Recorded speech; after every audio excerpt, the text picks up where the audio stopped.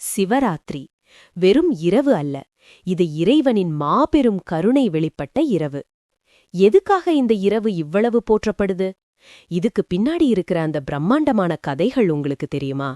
முன்னொரு காலத்துல படைக்கும் கடவுள் பிரம்மாவுக்கும் காக்கும் கடவுள் விஷ்ணுவுக்கும் இடையில யார் பெரியவர்னு ஒரு போட்டி வந்துச்சு. அப்போ அவங்க முன்னாடி ஒரு பிரம்மாண்டமான நெருப்பு தூணாய் நின்னார் சிவபெருமான். அந்த தூணோட அடியை தேடி விஷ்ணுவும் முடியை தேடி பிரம்மாவும் போனாங்க. ஆனா பல 1000 வருஷங்கள் ஆகியும் யாராலையும் அந்த ஆதி அந்தமில்லாத ஜோதியோட எல்லையை கண்டுபிடிக்க முடியல.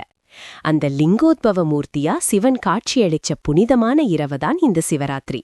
அது மட்டுமில்ல, அன்னை பார்வதி தேவி பல காலமா செஞ்ச தவத்தோட பயனா சிவபெருமான் அவங்கள ஆட்கொண்டு சக்தியும் சிவமும் ஒன்றா இணைஞ்ச திருமண வைபவம் நடந்ததும் இதே இரவுலதான்.